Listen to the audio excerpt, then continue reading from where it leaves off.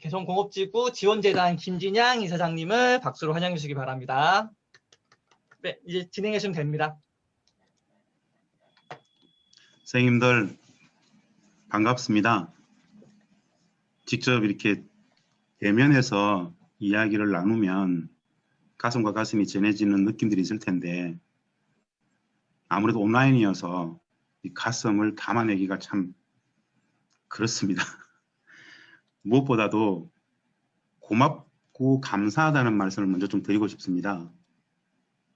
저녁 퇴근 시간에 이렇게 소중한 시간 할애해가지고 4강이나 이렇게 경기평화교육센터가 주관한 이런 평화통일교육 관련 행사에 시간을 할애해서 공부하고 계시는 것에 대해서 진심으로 그냥 고맙고 감사하다는 말씀을 좀 드립니다. 한 분 한 분 제가 꼭 이름을 좀 불러드리고 싶어요. 김세진 선생님, 경기평화교육센터 준비하시느라고 고생했습니다. 이재현 선생님은 더 열심히 해야 되겠죠? 그리고 한유미 선생님 고생하셨습니다. 이광숙 선생님, 그리고 전남 유도경 선생님, 안서초의 이시연 선생님, 김선순 선생님 반갑고 고맙습니다. 한혜리 선생님, 그리고 김향미 선생님, 오민현 선생님, 이성주 선생님, 김정자 선생님, 곽연숙 선생님, 윤미연 선생님, 그리고 정현정 선생님 다들 반갑고 고맙고 감사합니다. 1시간 반 내지는 2시간 좀 될까요? 질의응답하면. 얼마나 많은 내용들을 같이 나눌 수 있을지는 잘 모르겠습니다. 아는 만큼 보인다 그러는데 늘 자괴감이 하나 있어요. 오늘도 그 이야기 하겠지만 분단체제는 솔직히 통일교육을 한 적이 없죠. 분단체제는 분단교육을 하죠. 구조적으로, 체제적으로. 우리는 뭐 그런 느낌조차도 없었는데요. 그런 이야기들까지 담아가지고 여하간에 제가 할 수 있는 이야기들 좀 드리려고 합니다. 잠시만요.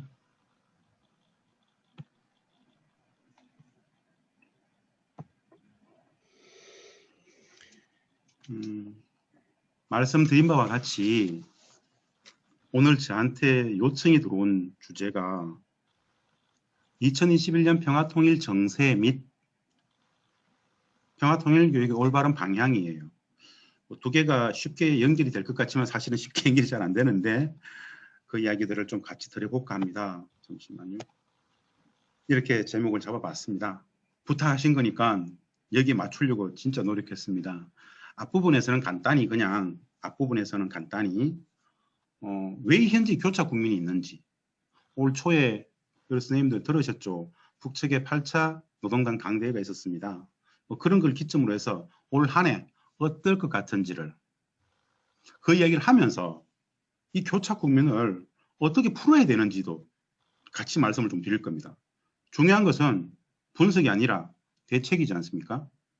이런 좀 대책을 좀 내놓고 싶다라는 이야기들을 좀 드릴 거예요. 그리고 나서 오늘 근본적인 이 통일교육에 대해서 여러 선생님들하고 함께 하고 있는 고민들을 좀 나눌까 싶습니다. 그래서 두 개의 주제가 조금 연관성이 없지만은 그래도 연결시켜서 말씀을 드려보겠습니다.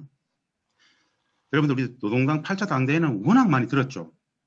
이걸 제가 보여드리는 이유는 올 한 해 정세를 읽어내는데 북측의 의도하고 우리의 의도 그리고 미국의 의도를 다 버무려 봐야 되기 때문에 그러면 남북미 3자 간의 역학관계를 올 한 해 동안 관통해서 볼 수 있습니다.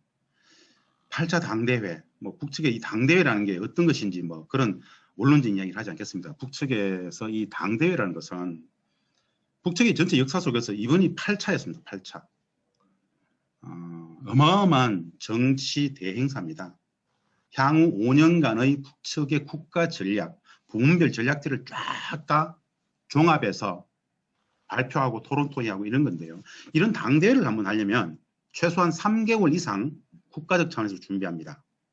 어마어마한 회의를 해가지고 최종 회의를 통해서 결정하고 쫙 다시 내리죠. 8차 당대회라는 것은 북측이 향후에 5년을 어떻게 보내겠다라는 생각들이 여기 다 녹아들어 있기 때문에 중요합니다. 기본적으로 북측에 대한 기본 이해가 있을 거라고 믿기 때문에 말씀을 드립니다. 굳이 8일간, 9일간 이런 회의 왜 할까요? 고도의 국가 사회주의, 집단주의 체제를 구현하고 있기 때문에 이런 어마어마한 회의들을 합니다. 사실은 북측의 이 회의 체계들은 말입니다. 들여다보고 있으면은 머리가 아플 정도로 너무 많습니다. 회의가. 제가 예전에 북측에 있을 때 계속 북측 애들한테 했던 얘기가 있습니다. 북측은 회의로 시작해서 회의로 막 모든 회의입니다. 지겨울 정도 회의가 많습니다. 우리가 일면 이렇게 얘기하잖아요. 북측은 말입니다. 김정은 1인 독재 체제라고 이야기하는 것보다는 조선노동당 일당 독재 체제라고 설명하는 것이 매우 적절성이 높습니다. 그 일당, 이 노동당이 운영되어지는 과정 속에서의 회의라는 것은 어마어마합니다. 여하간에 이 8차 당대회에서 무슨 이야기를 했느냐. 올 한 해 향후 5년을 정세를 읽어낼 수 있는 몇 가지 포인트를 제가 말씀을 좀 드려보겠습니다. 이 부분은 대내 사회주의 경제, 사회주의 정치 제도 다 있었지만 남북관계, 남북미 관계에 대해서 북측이 내놓은 기본 입장들입니다. 이런 이야기를 했어요. 보실까요? 현재 어떤 상황이냐? 지금 우리 민족은 북남관계에서 남북관계의 심각한 교착 상태를 수습하고 평화와 통일의 길로 나아가는가? 아니면 대결의 악순환과 전쟁의 위험 속에 계속 분열의 고통을 당하는가는 중대한 기로에 있다. 2018년 4.27 판문점전은 2018년 9.19 평양선은 어마어마했었죠. 2018년이었습니다. 그런데 1차 북미 정상회담은 싱가포르에서 아주 성공적으로 잘 끝났지만 결국 미국은 2차 북미 정상회담 하노이 노딜로 북측의 종전평화협정을 계속 요구했던 부분들을 안 들어줬죠.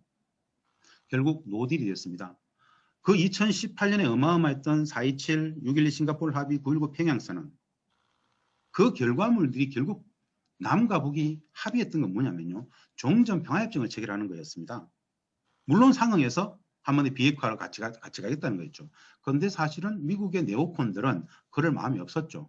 사실은 트럼프 대통령은 그런 네오콘들의 한반도 분단 유지 전략을 넘어가지 못했습니다. 그래서 교착 국면이 왔고 현재 그 교착 국면이 계속 이어지고 있습니다. 이 상황 속에서 북측이 지난 시간들을 다 평가해가지고 이런 이야기를 하고 있습니다. 관계 수준은 현재 북남관계, 현재 남북관계는 4.27 판문점 선언 발표 이전 시기로 되돌아가 있다고. 과거를 회개했다고 보는 겁니다. 그러면서도 기본 원칙적으로 파국에 처한 현 남북관계를 수습, 개선하기 위한 적극적인 대책을 강구해야 된다고 얘기를 하죠. 무슨 뜻이냐? 현재 교착 국면은 비정상적이라는 것을 알고 있습니다. 어떻게든 관계 회복을 해야 된다라고 이야기를 합니다. 그러면서 해법을 이렇게 내놨어요. 북측은. 북남관계에 대한 원칙적 입장을 천명한다라고 하면서 말입니다.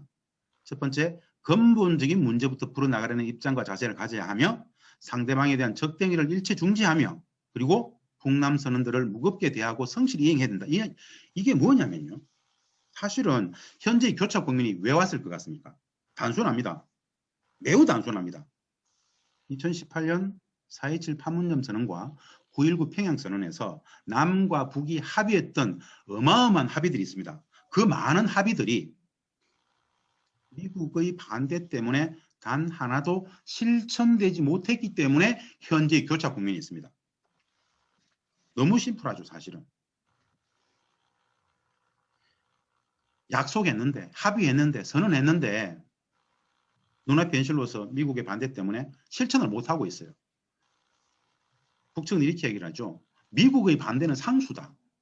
미국이 반대하면 결국 안 할 것이냐. 남측 당국이 좀 더 과감하게 적극적으로 치고 나와야 된다고 계속 주장하고 있는 겁니다. 모든 해법은 이거죠. 4.27과 9.19의 핵심 합의였던 종전선언 평화협정 이런 것들입니다. 약속을 지키라는 이야기죠. 이 문제와 관련해서 북측은 2년 이상 기다렸는데 별로 우리가 적극적인 대책을 못 내놓고 있기 때문에 현재 교착국이 왔다고 봅니다. 이렇게 얘기했어요. 우리한테. 우리 정부가 방역이다, 인도주의 협력이다, 개별 관광 이런 비본질적인 문제들 말고 종전선언은 4.27 판문점 선언 이런 합의가 있습니다. 올해 안에 종전선언하고 평화협정을 체결하자라고 약속을 했었습니다. 올해 안에, 즉 2018년 12월 안에 종전선언하자라고 합의를 했어요. 우리가 합의를 해줬어요. 문재인 대통령께서는 트럼프 대통령하고 협의해가지고 그 정도는 할 수 있다고 이야기를 들었기 때문에 약속을 해줬는데 결국 종전선언 못했죠. 북측은 그 종전선언을 받기 위해서 영변도, 동창리도 다 포기할 수 있다, 영관전 폐기할 수 있다까지 약속을 했는데도 불구하고 결국 자기들이 진짜 받고 싶었던 전쟁적 상황의 종료, 이걸 못 받았어요. 그래서 다시 얘기합니다. 한반도의 평화와 군사적 안정을 보장할 때 대한 북남 합의 이행에 역행하고 있다. 그러면서 이제 일방적으로 이 정당한 요구에 화답하는 만큼 북남 합의들을 이행하기 위해 움직이는 것만큼, 즉 4.27과 9.19의 합의 약속들을 실천하려는 움직임, 거기에 맞게끔 상대하겠다는 겁니다. 우리의 실천 행동이 지금 필요하다는 얘기죠. 그러면서 우리가 어떻게 하냐에 따라서 얼마든지 가까운 시일 안에 북남 관계가 다시 3년 전 봄날과 같이, 즉 4.27 파문점 시대로 다시 돌아갈 수 있다. 결국 그러려면은 미국은 분단체제를 유지하려고 계속 우리를 압박할 텐데 미국의 프레임 속에 갇히지 말고 남과 북이 할 수 있는 것들은 좀 실천하자라는 이야기를 이렇게 완곡하게 표명하고 있습니다. 대미 관계는 좀 명확하죠. 명확하게 북측은 미국의 대한반도 분단 유지 전략이 가장 큰 문제라고 봅니다. 그러면서 아주 중요한 이야기가 나오죠. 바이든 관계 보신 말입니다. 미국에 누가 집권하든 미국이라는 실체와 대조선 정책, 즉 대조선 적대 정책은 변하지 않는다. 즉 한마디로 미국은 한반도 분단 체제를 유지하는 것이 국가 전략이다. 절대 그들은 한반도 분단 체제를 넘어서는 평화니 통일이니 절대 허용하지 않을 것이다. 그러려면은 분단 체제 속에서 가장 힘든 것은 남과 북이기 때문에 남과 북 우리 민족끼리 잘 하면 된다고 보는 겁니다. 새로운 조미 관계 수립, 즉 새로운 북미 관계 수립의 열쇠는 다른 게 아니다. 너무 간단하다. 미국이 대북 적대 정책을 처리하면 된다. 말은 비핵화 그러지만 사실은 비핵화 의지를 우리가 다 밝혔음에도 불구하고 미국은 별로 문제를 해결할 생각이 없다. 현재 상태가 최선이다라고 생각하고 그냥 어떤 명분, 어떤 빌미를 가지고라도 분단체제를 유지하기 위해서 그것이 전략이지, 사실은 미국은 비핵화에 대해서도 별로 관심 없는 것 같다라는 게 북측이 미국의 전략을 지금 이렇게 읽고 있다는 겁니다. 그래서 강대강, 미국이 강하게 나오면 강하게 대할 것이고 미국이 선대선, 즉 선으로 나오면 선으로 대하겠다. 이게 이제 미국을 읽어내는 북측의 현 입장입니다. 이런 이야기까지는 이건 다 하지 않아도 되겠습니다. 결국 말입니다. 지난 2018년 4.27 판문점 선언부터 교착 국면이 지금까지 쭉 이어지고 있는데 말입니다.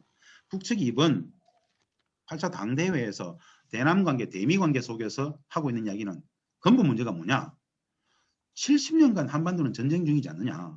전쟁을 끝내자. 전쟁적 상태가 모든 비정상의 근원이다. 전쟁을 끝내야 되지 않겠어?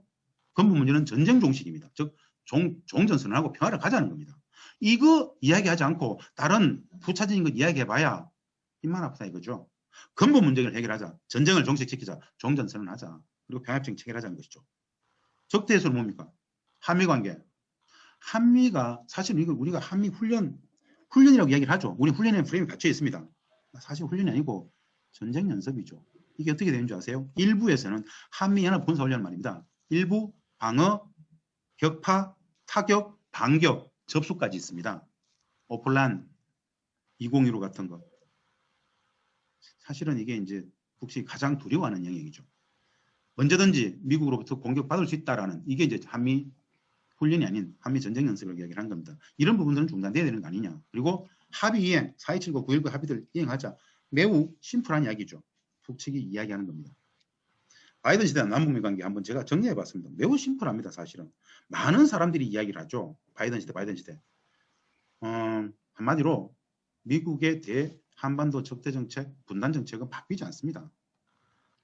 바이든 대통령이 협상가, 중재자, 조정자라는 이야기를 하죠.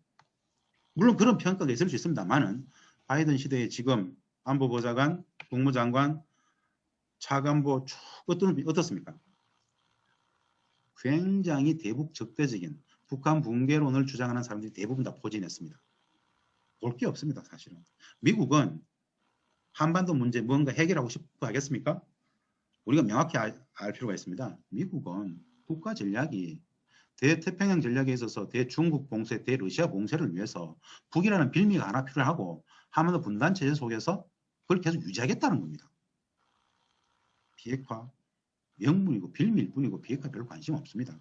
진짜 북측에게 비핵화가 돼버리면 어떻게 됩니까? 문제가 해결돼 버리면. 이 지역은 미국의 입장에서는 말입니다. 항상 군사적 긴장이 유지되어야만 하는 곳이죠. 분단 체제가 유지돼야 된다는 겁니다. 그게 국가 전략입니다. 근데 우리는 어떻게든 이 적대적 분단 체제, 전쟁적 상황을 넘어서 평화를 만들고 남과 북이 화해 협력을 해야 국민의 행복입니다. 이 우리의 국가 전략과 미국의 국가 전략이 충돌되는 상황인데 국가 전략, 국민 행복, 우리의 국민 행복과 미국의 국가 전략이 충돌하고 있단 말입니다. 우리는 무엇을 선택해야 될까요? 당연히 우리 국민의 행복을 선택해야 되겠죠. 잘 그러지하고 그렇게 하지 못하고 있는 상황이 현재의 상황이다. 이렇게 보시면 되겠습니다. 예, 미국의 전략 개전은 교착 상황 유지, 즉 분단 유지 전략입니다. 북미협상, 북미 관계는 앞으로 별로 없을 거예요. 미국은 현재의 교착 상태 유지가 최선이에요. 그러면서 한 번씩 툭툭 날리면 됩니다. 비핵화해라 라고 하면 되지 않습니까? 비핵화 매우 쉽게 설명해 볼 수 있습니다. 북미는 지금 전쟁 중이죠. 미국은 7천여 개 정도 되는 핵을 가지고 언제든지 북측을 핵으로 선제 공격하겠다라는 전략을 갖고 있습니다. 근데 전쟁의 상대방인 북측에게 너네들 핵 포기하라 그러면 포기하겠습니까? 아주 간단한 방법이 있죠. 제가 늘 말씀드리는 거. 한마디 비핵화, 북한의 비핵화 매우 쉽습니다. 북이 핵을 가지지 않아도 되는 조건을 만들어주면 됩니다. 북이 핵을 가지지 않아도 되는 조건이 뭘까요? 실질적인 평화의 구현. 핵이 없어도 되는 상황을 만들면 된단 말입니다. 그런데 한번 보세요. 핵 문제가 있고 종전이 있습니다. 전쟁 상태 속에서 적대를 계속 유지하는 관계 속에서 비핵화를 하면 하겠습니까? 하지 않습니다. 종전선언하고 평화협정을 체결하고 실질적인 평화가 와버리면 핵이 필요 없잖아요. 이렇게 단순한 문제를 지금 목적과 수단이 전치되어 있는 겁니다. 왜? 분단 체제를 유지해야 되기 때문에 핵 문제는 그냥 빌미일 뿐입니다. 최소한 미국이 북에게 비핵화를 이야기하기 위해서는 우리도 너네들을 공격하지 않을게, 우리의 핵을 가지고 너네들을 선제 공격하지 않을게, 그 징표로서 종전선언 정도 평화협정을 체결하면은 다 끝나는데 종전 평화협정을 체결하는 것은 미국에게 엄청난 아킬레스건이죠. 북한을 빌미로 대동북아 전략의 거점 분단 체제를 유지하면서 일본에도 대한민국에도 대만에도 일상적인 무기를 수출하고 정치 경제적인 독점적인 지위를 계속 유지해야 되는데 그 모든 근거가 사라지게 됩니다. 하려고 하지 않겠죠. 마찬가지로 북측은 이제 비핵화 협상에 나서지 않습니다. 평화 협상만 남아 있습니다. 근데 미국은 비핵화를 이야기합니다. 북측은 그러지 마라. 평화 협상이다. 접점이 생길까요? 안 생깁니다. 그럼 누가 잘해야 될까요? 남북미 관계 속에서 우리가 잘해야 됩니다.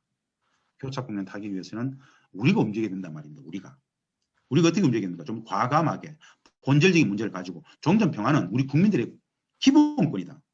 종전선언은 요구해야 되는 거 아닙니까? 당당하게 5천만 국민들의 생존권이 종전선언입니다. 왜 그걸 눈치 봐야 됩니까? 국민들을 일상적인 비정상적인 전쟁 상태에 방치하고 있는 것 자체가 정책 실패이지 않습니까? 종전은 전쟁을 끝내자는 것은 국민적 권리이죠. 이거를 지금 한미관계 속에서 눈치를 본다는 것은 어마어마한 인식의 오류입니다. 당당하게 우리 국민들을 위해서 종전선언은 필요하다라고 이야기하고 과감하게 치고 나갈 수 있어야 되겠죠. 그렇게 하지 못하고 있는 상황에 대해서 북측은 우리에 대해서 매우 네거티브하게 평가하고 있는 상황이다. 이렇게 보셔도 될 것 같습니다. 평화해법 단순합니다. 사실은. 매우 단순합니다. 비핵화 프레임에 갇힌 인식의 오류 한계를 극복하자고 제가 말씀을 드립니다. 북한 비핵화 진전이 없이는 남북관계 한 발짝도 못 나가. 이게 우리 정부의 정책입니다. 핵 문제의 진전이 없이는 남북관계 한 발짝도 못 나가. 이거 자가당착입니다. 남북관계 한 발짝도 못 나간다는 이야기입니다. 왜? 비핵화는 신화입니다. 이미. CVID라고 이야기 들어보셨죠? 완전하고 검증 가능하며 불가역적인 비핵화. 한 50년, 60년 걸릴 겁니다. 북측이 CVID를 진짜 했다고 칩시다. 완벽하게 검증 가능하고 불가역적으로 진짜 전 국토에서 원자력 관련 기술조차도 다 근본 다 없애버리는, 했다 칩시다. 북측이 우리 진짜 비핵화 완전하게 CVID를 다 했다라고 내놓는들 미국이 못 믿겠어. 이러면 끝입니다. 이게 지금 성립될까요? 문제는 비핵화가 아니죠. 평화죠. 평화. 비핵화를 왜 합니까? 평화를 위한 비핵화지 않습니까? 평화를 위해서 비핵화가 존재하는 거란 말입니다. 그런데 지금 우리는 비핵화가 궁극의 가치인 것처럼, 비핵화는 수단일 뿐이죠. 수단과 목적이 전치예요. 남북관계, 남북미 관계를 완전히 파국으로 몰고 갈 수 있는 한마디가 바로 비핵화라는 단어입니다. 비핵화는, 이거는 빌미를 그랬죠. 명분. 그래서 우리가 비핵화 프레임의 가치는 인식의 오류를 한계를 극복한다고 말씀을 드리는 겁니다. 4.27, 6.12, 9.19 모든 정상회담들은 비핵화회담이 아닌 평화회담이었습니다. 이 비핵화의 프레임을 평화의 프레임으로 바꿔야 된다는 인식의 대전환이 필요하다는 말씀을 하나 드리고요. 정책 프레임의 변화, 정부 역할의 변화, 정책 기조의 변화가 필요하죠. 말씀드린 바와 같이 정책 프레임은 다른 게 아닙니다. 비핵화 프레임을 평화의 프레임을 바꾸자는 이야기입니다. 비핵화는 평화를 위한 수단이더라. 평화를 위한 남북 관계 다 동시에 추진할 수 있지 않습니까? 마찬가지로 비핵화의 프레임을 평화의 프레임을 바꾸면 말입니다. 정부 역할이 좀 변화할 수 있습니다. 중재자에서 당사자로.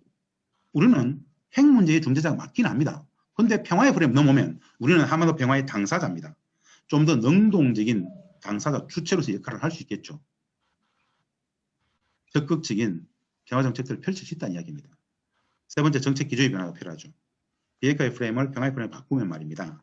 비핵화는 뭡니까? 한미 공조를 통해서 북한과 협상을 하는 게 맞습니다. 평화의 프레임은 뭡니까? 남북 관계를 중심축으로 미국 문제를 푸는 것이죠.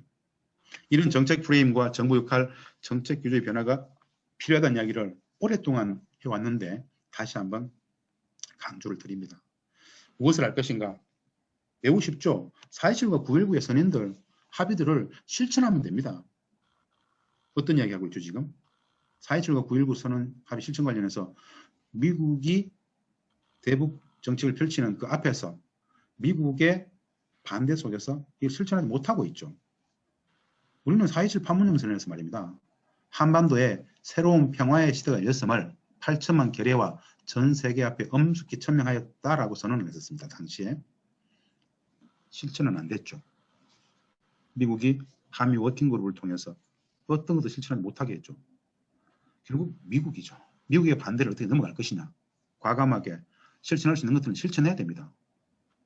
쉽죠. 기존의 남북한 합의 실천의지 표명하는 거. 이건 약속을 지키겠다는 거 아니겠습니까? 그래서 4.27과 9.19 합의들을 국회 비준동의 받고 평화통일법하면서 실천했다고 이야기를 하고, 이 4.27과 9.19 핵심 합의의 내용이 종전평화협정입니다.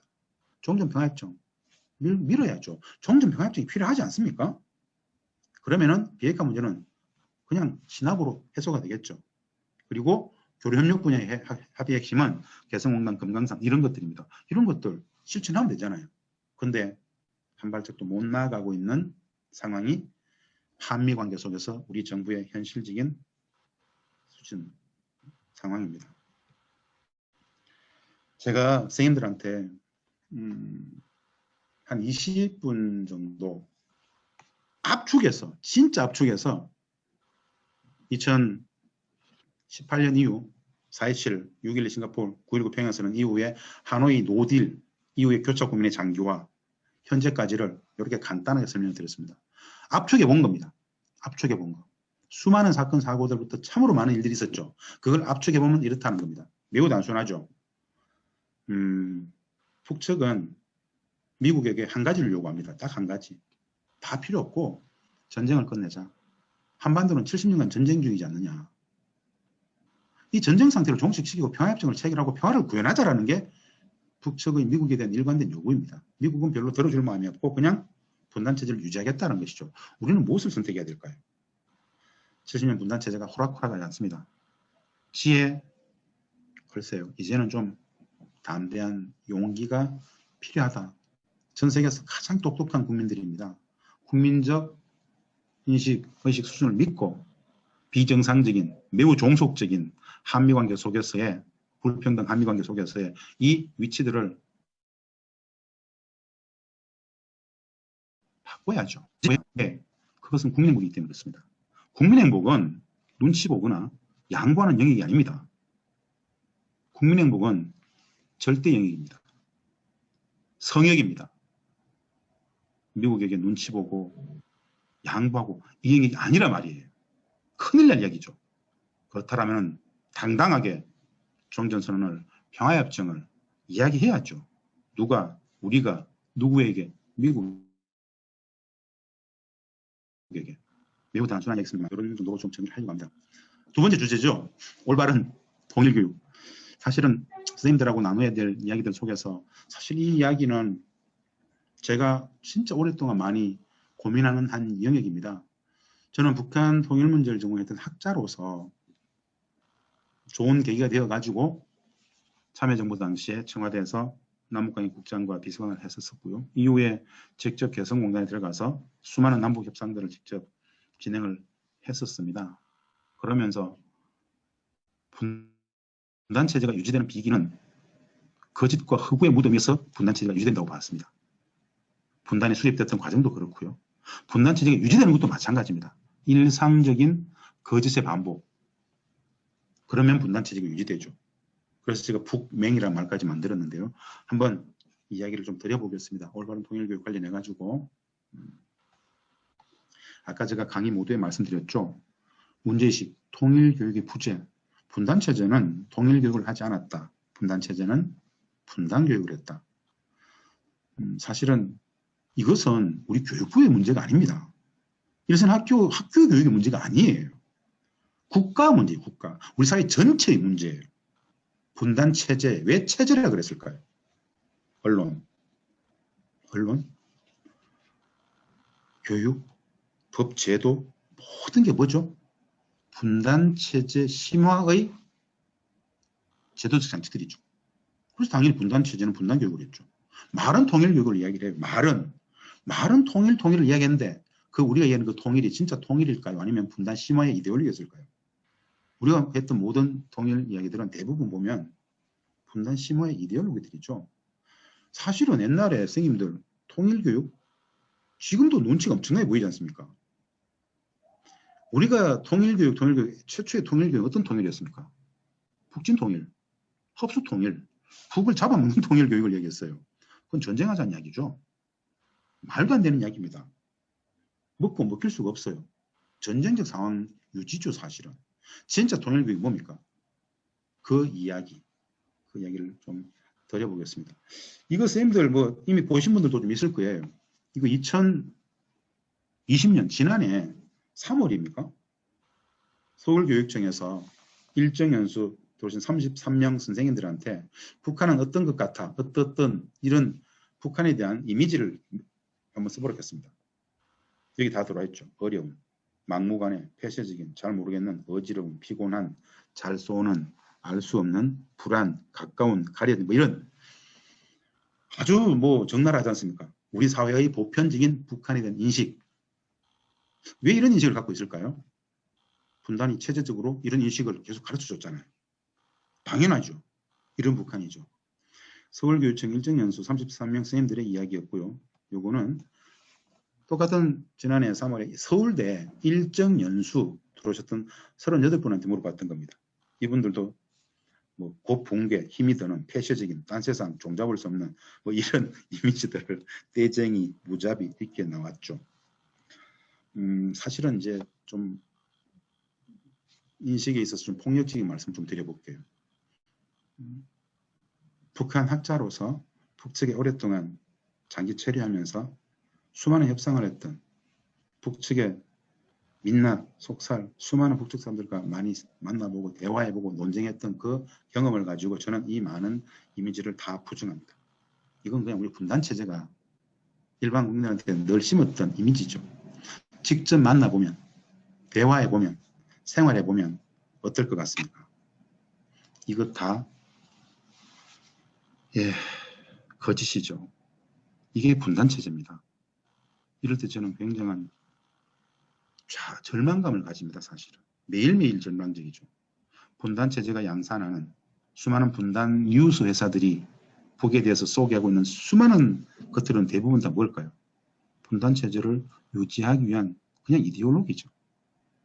우리는 북측 사람들을 보고 세뇌되었다는 얘기를 많이 하죠. 그 역은 성립이 안 될까요? 그 역이 성립이 되는 겁니다. 사실은 분단체제는 북을 구조적 무지와 체제적 왜곡의 대상으로 전락시켰죠. 북을 제대로 알면 어떻게 될까요? 북을 제대로 알면 분단체제는 유지되지 않습니다. 어떤 건 줄 아세요?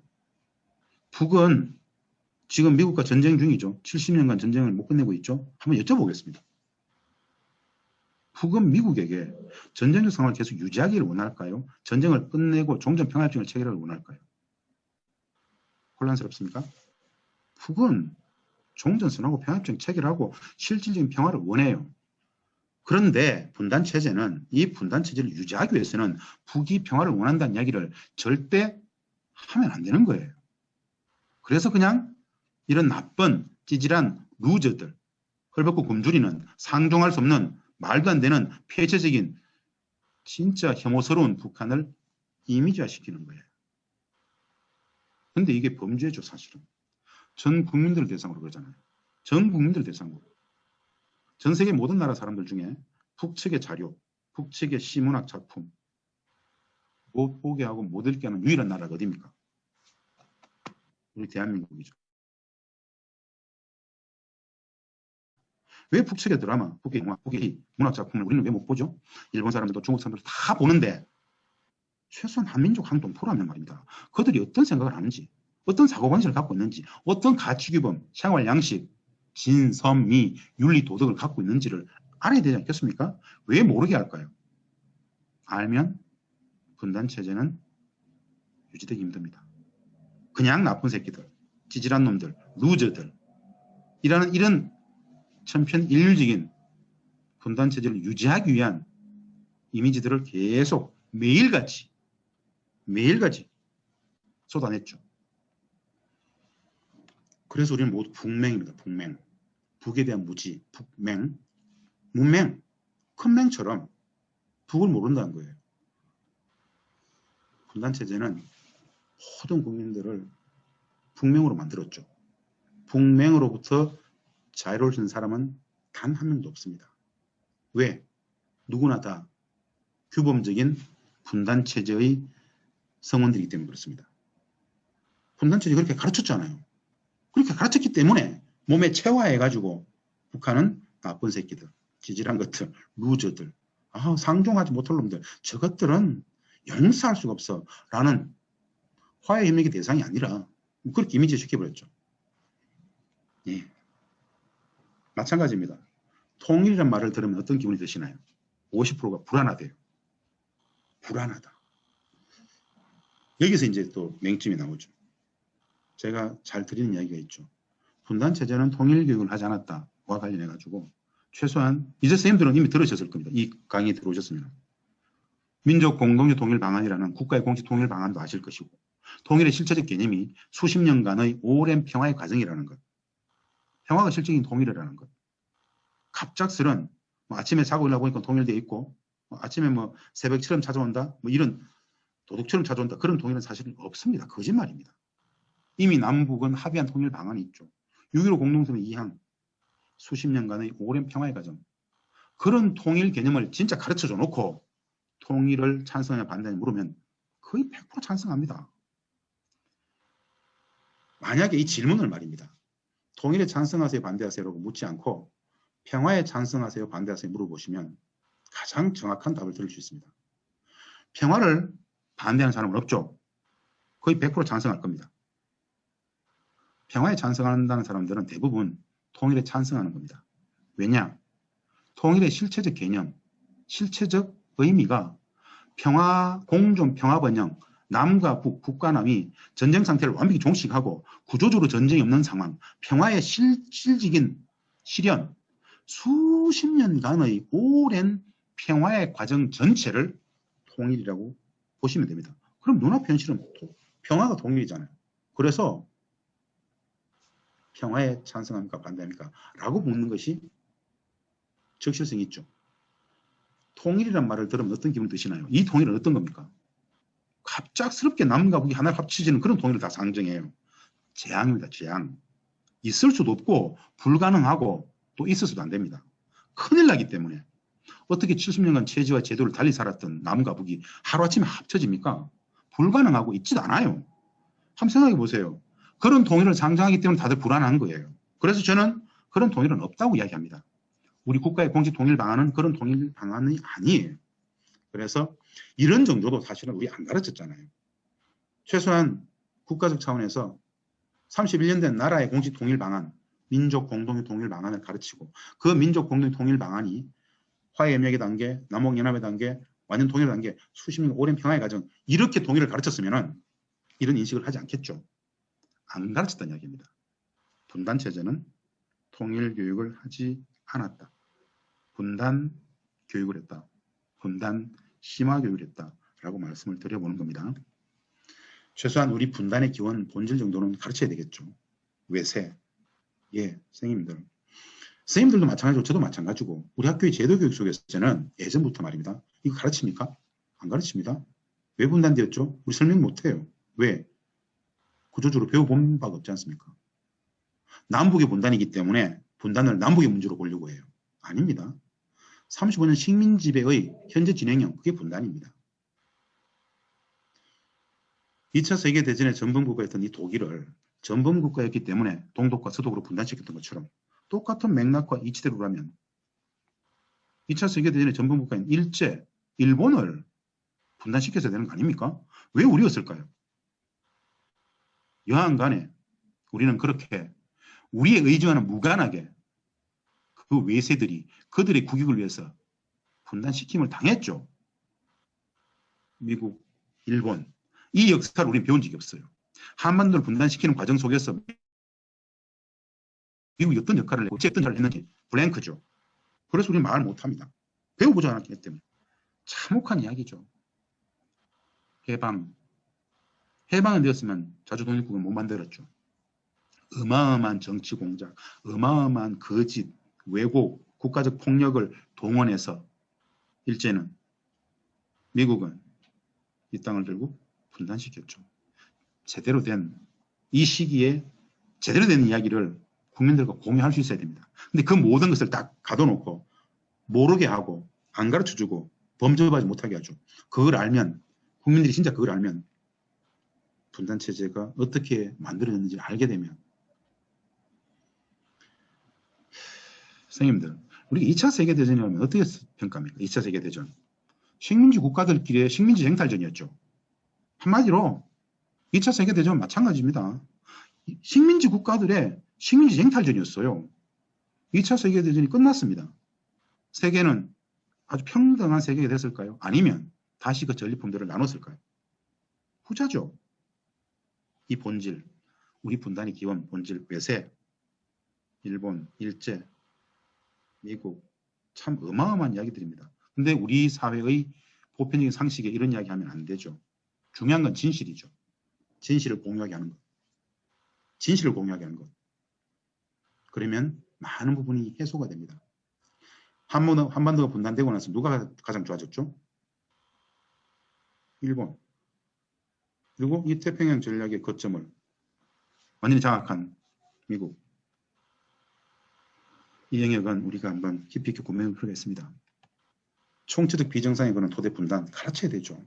왜 분단이 되는지, 이 분단이 어떻게 유지되는지, 분단의 피해가 어떤 것들인지, 수많은 비정상의 총체적 비정상의 근원이 분단이라는 겁니다. 분단은 땅만 가는 게 아니죠. 사람도, 가족도, 공동체도, 역사도, 민족의 정신사도 총체적 비정상의 근원 토대 분단. 분단은 일제 식민의 현재 진행형이다. 식민 권력 원정과 확대, 식민 문화의 계속성 담보, 이 모든 비정상성들을 유지할 수 있었던 35년 식민 지배 시기에 일제에 중성했던 그들이 새로운 권력을 계속 구가할 수 있었던 물적 토대가 뭡니까? 분단이었습니다. 그래서 그들은 사활적으로 분단을 만들었죠. 사활적으로 분단 체제를 만든 겁니다. 그래서 김구 선생 같은 사람들, 수많은 독립운동지사들이 분단 체제를 만들고자 하는 그 일제의 주구들과의 싸움에서 완벽히 패배한 것이 분단체제 수립으로 나아갔습니다. 그래서 국민 불행의 근원 토대 분단 적폐 중에 근본 적폐를 사실은 분단 적폐라고 그러는데요. 이 영역은 우리가 온전히 제대로 배워보지도 들어보지도 못했던 이야기죠. 상징성 있게 말씀드려봤습니다. 선생님들 이미 이건 다 보셨죠? 아마도 국가의 공식 통일 방안 89년 9월 노태우 정부 때 한민족 공동통일 방안으로 발표되었다가 이후 김영삼 정부 때 이름이 한자만 뺐죠. 민족 공동통일 방안이 됐다. 1단계 화해협력 수십 년 하다가 2단계 남북연합 가서 또 수십 년 하다가 3단계 완전 통일로 나아간다. 그래서 통일은 수십 년간의 오랜 평화의 과정 전체를 통일이라 그러더라. 평화가 통일이더라. 그리고 남과 북이 합의한 통일 방안이죠. 뭐죠? 6.15 공동선 2항 남과 북은 나라의 통일 문제를 남측의 연합제안과 북측의 낮은 단계 인방연의서로 공통성을 인정하고 이 방향의 통일을 정하겠다. 굉장한 이야기죠. 뭐죠? 화해협력 20, 30년 하다가 2단계 남북연합까지 가서 이게 합의입니다. 남북연합까지는 가보자는 이야기죠. 우리 국민들이 말입니다. 통일의 실체적 개념으로서 민족 공동 통일 방안이라는 게 있고 그건 수십 년 오랜 평화의 과정이야 라는 걸 알고 남과 북은 이미 2000년 6.15 공동선언에서 2항에서 통일 방안을 합의했는데 다름 아닌 우리 민족 공동 통일 방안에 1단계 화해협력 거쳐서 2단계 남북연합까지 가자라는 데까지 합의가 돼 있더라는 걸 안다라면은 말 달라지지 않겠습니까? 대부분 다 모르죠. 왜? 안 가르치니까. 가르쳐야 되죠. 최소한 국민들에게 국가의 공식 통일 방안 정도는 가르치고 통일의 실제적 개념도 가르치고 과정도 가르치고 남과 북이 합의했다는 통일 방안도 가르치고 말입니다. 선생님들 이게 통일부 홈페이지 가보시면 이 통일 방안을 설명하고 있는 내용입니다. 민족 공동 통일 방안을 이렇게 설명하고 있어요. 이런 걸 좀 더 세세하게 6.15 공동선 2항까지 좀 이렇게 설명해 놓으면 얼마나 좋겠습니까? 통일부에서는 수십 년간 통일부 홈페이지다가 국가의 공식 통일 방안을 이렇게 버젓이 통일 정책으로 늘 소개하고 있었지만 누구도 찾아가서 국가의 공식 통일 방안을 찾아보진 않았죠. 꼭 좀 공유했으면 좋겠다는 말씀 드리고요. 선생님들께 한 가지만 더 팁을 드립니다. 통일 비용론은 거짓이다. 통일 비용론은 거짓이다. 완벽한 사기다. 통일 비용론은 통일의 과정에 어마어마하게 북에 퍼져가지고 국가 경제가 거들난다는 그런 논리거든요. 분명히 말씀드립니다. 통일 비용론은 존재하지 않습니다. 통일 비용론의 고전적 개념은 말입니다. 어떤 거냐? 북한 붕괴해서 북한을 흡수 통일할 때 드는 비용이 통일 비용론입니다. 그런 통일은 없어요. 우리 국가의 공식 통일 방안, 민족 공동 통일 방안, 남과 북이 합의한 통일 방안, 민족 공동 통일 방안의 1, 2단계 화해협력에서 남북연합까지 가는 이 상황에 이런 통일 비용은 들지 않는다고요. 그런데 모든 국민들이 통일 그러면 통일 비용 때문에 싫대요. 통일 비용론은 분단체제 심화의 이데올로기죠. 누가 만들었을까요? 일본이 만들었죠. 일본이 만들어서 뿌렸습니다. 통일이 어떤 통일인지도 모르고. 참 서글픈 이야기입니다. 통일교육의 기본도 우리가 안 가르쳤기 때문에 일본 애들이 한반도 분단체제 유지를 위해서 만들어 놓은 분단의 이데올로기를 그대로 가져와가지고 전 국민들한테 다시 교육시키고 통일비용 수많은 학자들이 통일비용을 연구합니다. 제정신일까요? 진짜 제정신일까요? 거짓이에요. 완벽한 거짓. 그런 통일비용은 들지 않아요. 남과 북이 화해하고 협력하고 상호 협력할 때 무슨 통일비용이 듭니까? 무슨 공짜가 있어요. 유무상통. 오히려 완벽히 상호 시너지 효과를 냅니다. 우리 해봤잖아요.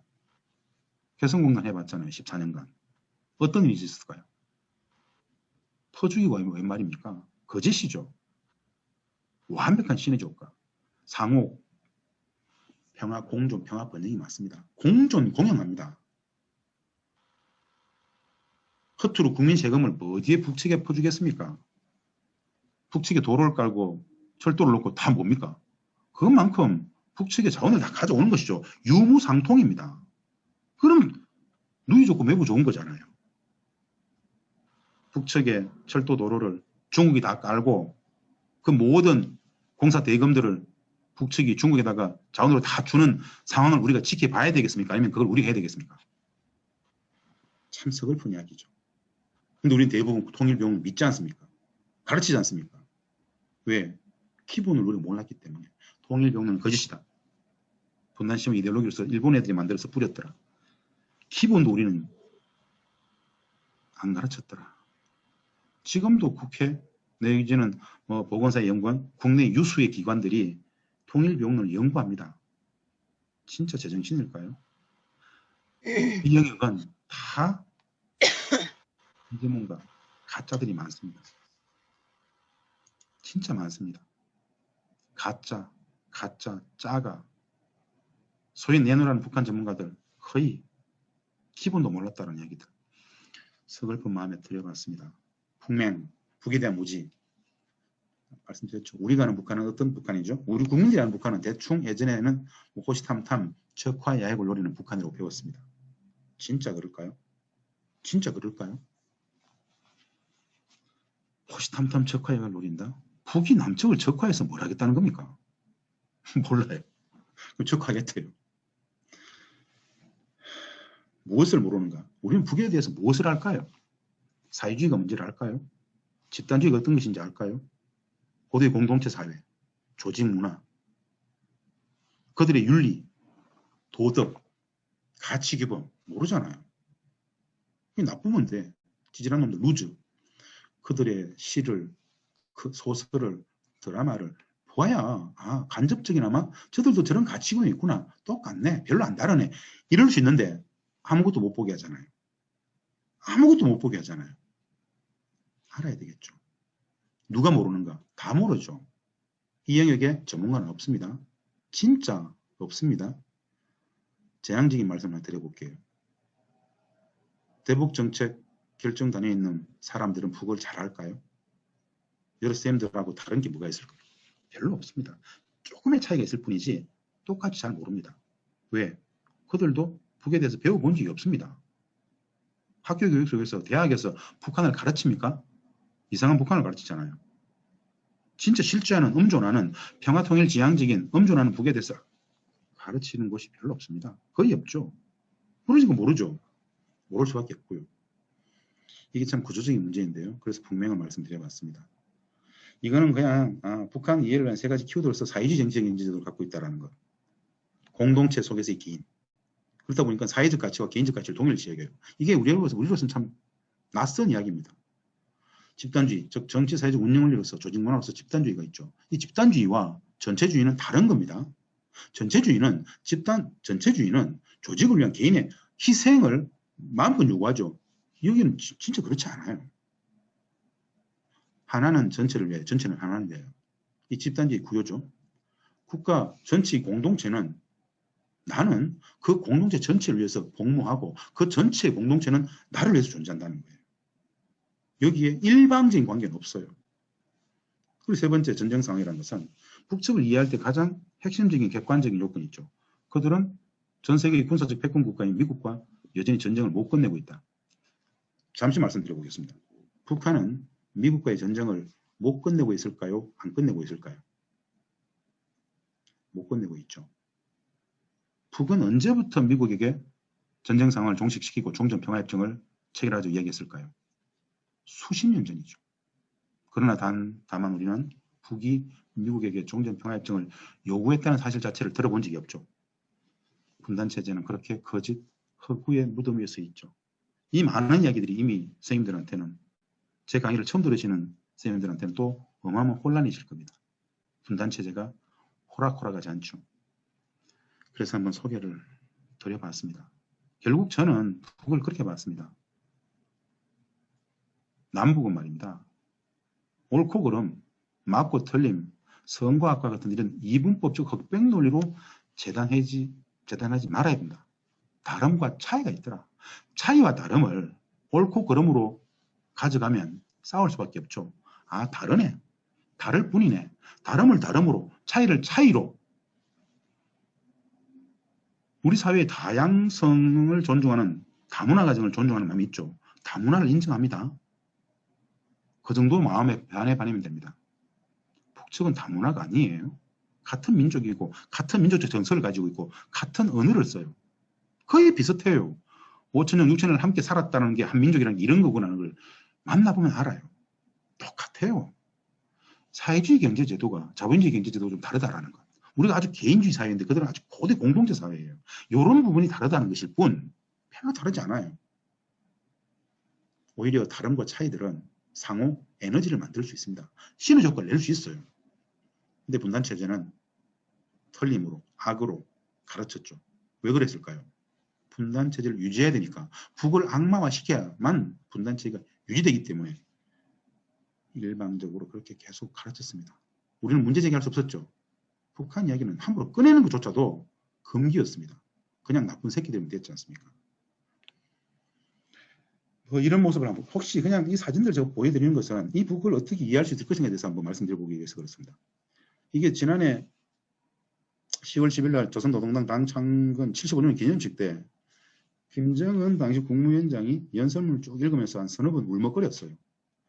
연설문을 들었는 그 김정은 국무위원장도 눈물을 흘리고 그걸 바라보는 시민들, 주민들도 울어요.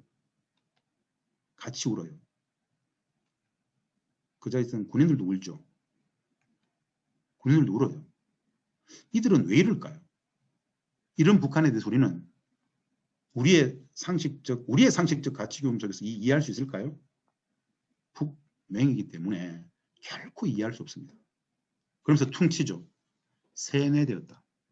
무엇을 세뇌시켰을까요? 무엇이 세뇌되었을까요? 이들의 눈물은 말입니다. 진짜 다 옵니다. 거의 가슴에서 복받치는 그런 게 있어요. 그럼 감정의 표현이에요. 세뇌가 아닌 감정의 표현. 집단적 히스테리가 아닙니다. 저는 이 눈물을 조금 압니다. 진정. 함께 그 최고의 지도자와 주민들이 연설을 하면서 같은 공간에서 울 수 있다는 거. 한마디로 매우 간단치 않습니다. 진짜 호락호락하지 않습니다. 이런 부분을 우리는 모르잖아요. 찌질한 루저들로서 아주 폐쇄적인 이런 억압적인 통제적인 이런 이야기를 하죠. 그게 우리의 상식이잖아요. 그 상식은 우리의 상식일 뿐 진실은 아닐 수 있습니다.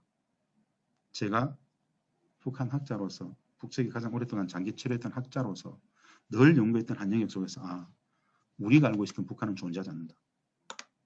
우리 국민들이 알고 있었던 북한은 존재하지 않는다. 호시탐탐 적화 야욕을 누리는 북한은 존재하지 않는다. 그런 결론을 내리기까지 참으로 간단치 않은 많은 토론의 시간, 많은 논쟁했던 시간, 수많은 시간을 보면서 결국 적대적 분단체제가 북맹을 구조적으로 양산했구나. 수많은 거짓들을 일반화시켰구나. 라는 결론을 내렸었는데요. 이거 진짜 간단치 않습니다. 간단치 않다라는 말은 함부로 제가 이렇게 뭔가 설명을 하는 것 자체가 실증법이라는 그 바운더리 속에서 많은 부분 노출될 수 있기 때문에 그냥 그게 진짜 간단치 않아요. 이 한마디로 정리할 수밖에 없습니다. 한마디로 호시탐탐 적하야를 노리는 아주 나쁜 그런 북한은 존재하지 않습니다. 종전 평화를 요구한다고 말씀드렸죠. 화해 협력을 요구한다 그러잖아요. 관계 회복을 하자 그러잖아요. 예, 아까 보셨다시피 8차 당대회 이런 모습들. 굳이 여기 보십시오. 수천 명이 모여가지고 지금 회의를 합니다. 8일간 했습니다. 이 회의를 하기 위해서 지난 그 이전 3, 4, 5개월 동안 이 회의를 준비하기 위한 조직팀을 꾸려가지고 TF를 만들어가지고 전 부문에 걸쳐서 어마어마한 시간들 준비해서 회의한단 말입니다. 이민위천이 무슨 뜻이냐면요. 백성을 하늘같이 섬긴다는 이야기입니다. 이민위천. 이게 다 사기일까요? 이게 다 사기일까요? 이민위천. 김정은 위원장이 계속 하는 이야기가 뭡니까? 국가는 왜 존재하는가? 백성을 위해서다. 인민을 위해서다. 당은 왜 존재하는가? 정부는 왜 존재하는가? 뭐냐? 다 인민이래요.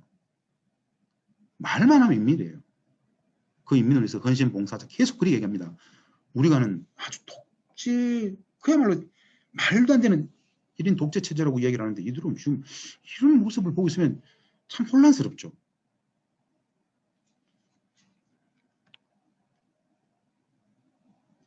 굳이 8일간 이런 회의를 할 필요가 있었을까요? 당대 결정사항에 대해서 부문별 협의를 하고 바로 최고위원회를 열어가지고 기관선거하고 당대회가 어떤 결정을 내게 되면 그걸 5년간 한번 잘 관찰해보자고 또 전 이민이 모여가지고 결의대를 하고 전 산업 일꾼 부문 다 당대회 결정상에 대해서 학습하고 공부하고 우리 단위는 뭘 해야 된다는 이 토론 토의가 일상생활의 거의 대부분입니다. 이 2,500만 전체 인민들의 집단주의는 진짜 강고합니다. 그래서 제가 간단치 않다고 얘기를 하는 건데요. 거의 다 외우죠. 수많은 토론 토하면서 계속 외웁니다. 참 간단치 않은 북측 체제를 제가 설명을 하는 겁니다. 이것은 북측의 국가사회주의 개혁경제의 한 단면입니다. 우리하고는 달라요. 우리는 그냥 시장의 논리, 개인주의 알아서 하는 거잖아요. 이들은 거의 모든 것을 계획에 입각해가지고 나름 그들의 우리와 전혀 다른 사회 작동의 원리, 경제 작동의 원리, 좀 다른 작동의 원리를 가지고 돌아가는 사회라는 겁니다. 여기에 옳고 그름은 없습니다. 다름이 존재할 뿐입니다. 그 다름을 그냥 다르다고 봐주면 되는데 분단체제는 틀렸어라고 이야기하고 적대적 문화를 만들어줘. 예, 뭐 우리 사회 북한 인지토 이건 넘어가겠습니다. 우리 사회가 북을 이렇게 보죠. 적대적, 대립적으로, 비교적 관점에서, 경제적 관점으로, 우리 기준의 관점에서 일반의 오류 이런 것들을 통해서 본다는 건데 분단체제가 이야기하는 분단체계 양산하는 북에 대한 태도들입니다. 사실은 선생님들 제가 지금 강의를 딱 1시간 정도 했습니다. 앞에 정세 잠시 이야기 한 20분 했고요. 40분 지금 분단, 통일, 북을 이야기를 했습니다. 통일교육의 3대 영역이 그런 거라고 저는 봅니다. 분단을 알아야 된다. 분단체제를 알아야 된다. 통일의 개념, 과정, 절차, 통일의 내용을 알아야 될 거 아니냐. 그리고 통일의 1주체이자 상대방인 동포인 북을 제대로 알아야 되는데 분단체제는 분단도 안 가르쳤고 통일교육도 안 했고 북도 안 가르쳤습니다. 그러니까 통일 문제는 어렵다. 다들 난해하게 생각합니다. 그 관심 갖는 것 자체를 부담스럽게 생각하죠. 저는 통일교육을 매우 중요한 교육이라고 하지 않습니다. 기본 교육입니다. 이 우리 공동체를 이해하는, 알아가는 기본 근본 교육의 영역입니다. 중요한 정도가 아니고요. 우리 공동체, 내가 발딛고 있는 이 현재 우리 공동체를 이해하는 그런 영역이기 때문에 근본 교육입니다.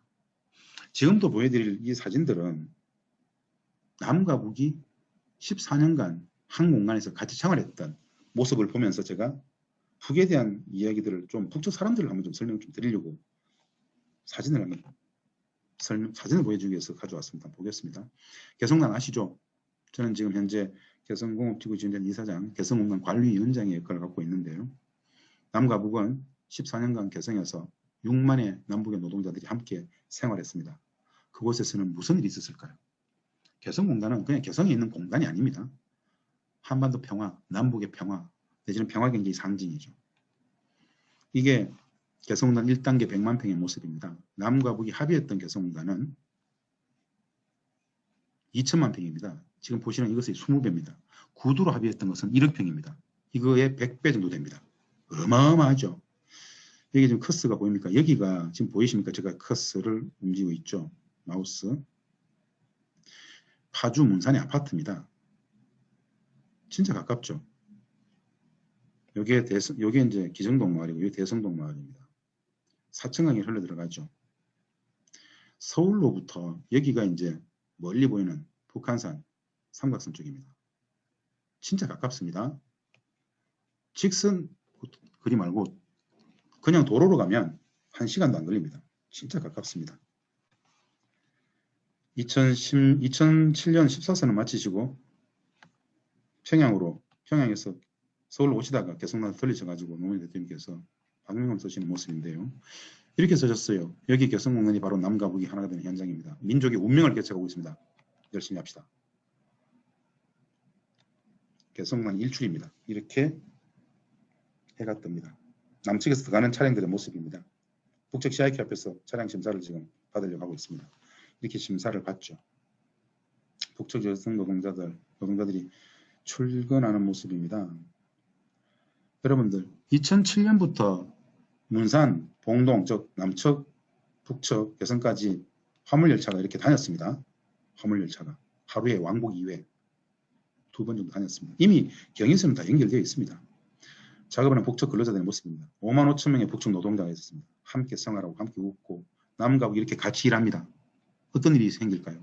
친해집니다. 그냥 같이 일합니다. 몰라서 오해했던 것들 다 알게 되잖아요. 싸울 일이 없습니다. 그냥 친해집니다. 같이 일해요. 같이 일합니다. 한 번도 안 만나보고 손가락질 했는데 같이 만나보면 야, 분단이라는 게 참 웃겼구나. 이 뭐 아무것도 아니었는데 이런 생각들 다 하게 됩니다. 친해져요. 그래서 우리는 개성에서 매일매일 평화와 통일을 만들었다고 이야기합니다. 같이 일합니다.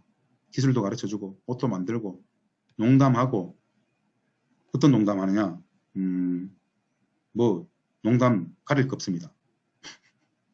농담 패설도 많이 하고요 서로. 그게 통일이 뭐지? 그게 실질의 평화이고 통일이지 뭐겠습니까? 노무현 대통령께서 개성공단 방문하셨을 때 북측 노동자 대화하는 모습이고요. 법관체조하는 모습입니다. 함께 했던 시간들 우리는 그곳에서 평화를 받고 통일을 만들었습니다. 무슨 이념, 이데올로기 다 웃기는 거죠.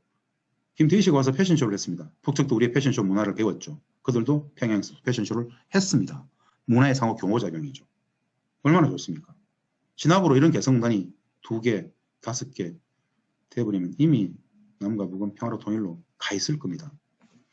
여가 시간을 즐기는 북측 노동자들의 모습입니다. 배고하고요. 함께했던 시간들입니다. 개성공단에서 체육대회인데요. 체육대회 모습입니다. 제가 개성공단에서 족구하는 모습입니다. 북측 애들하고 토요일만 되면 같이 함께 보고 응원하고 체육대회는 그렇게 놀았습니다. 협상하는 모습입니다. 제가 보이죠. 그걸 협상하는 모습이다. 반간 선거 발생한 대부분의 협상들을 전담하다시피 했었습니다. 협상하는 모습입니다. 김영철 씨라고 다들 들어보셨죠? 개성공단 몇 번 왔었는데요. 이 김영철 씨가 있고요. 요즘 저 외상이죠. 외무성. 예전 조평통연장에 했던 이성권 씨고요. 판문점 대표였던 지금 이름은 박님수 씨죠. 김영철 씨고요. 개성에서 우리가 함께 했던 시간들입니다. 남과 북이 함께 했던 시간들입니다. 여기에 뭔 분단이 있습니까? 감동이 있죠. 눈물이 있죠. 너무너무 친해집니다. 별도로 통일이니 평안이 이야기 안 해도 됩니다. 그냥 친해지면 됩니다. 쉽게 친해집니다. 함께 했던 시간들, 함께 우리 직원들입니다. 함께 있었던 시간들. 이렇게 같이 웃고 떠들고 놀고 농담하는 과정 속에서 개성에서 매일매일 평화를 만들고 통일을 만들고 개성공단 우리 관련의 직원들 함께 했던 시간들의 모습입니다. 이때는 2007년 14선은 그 점일 겁니다. 제가 이런 사진들, 개성공단 타가소의 모습인데요. 제가 타가소 만들 때 많은 관여를 했기 때문에 사진을 한번 넣어봤습니다.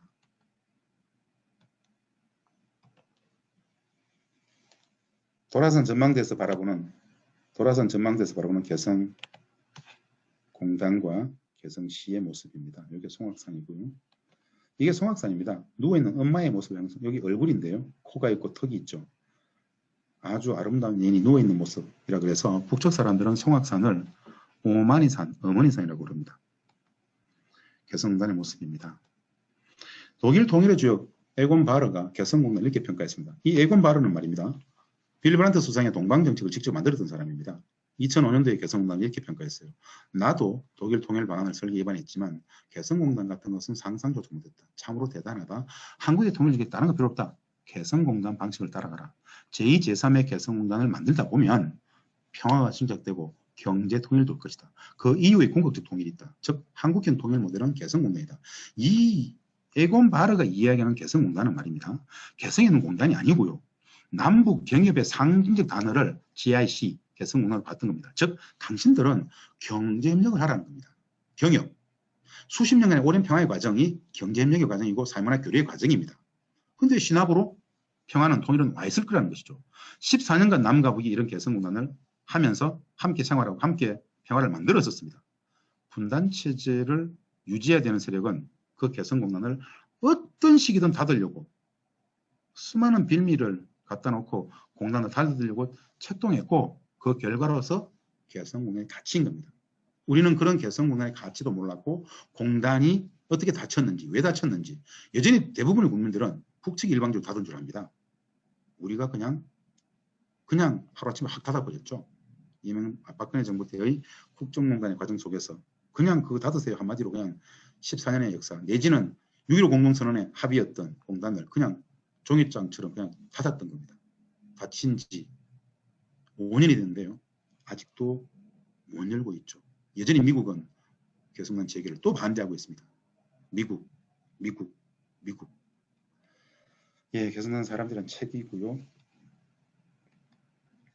예, 한반도 평화 경제 지정의 과목에서 지강의 바다로 나아가자라는 정도의 말씀을 드리면서 예, 이것으로서 제 강의 마치겠습니다. 고맙습니다. 감사합니다.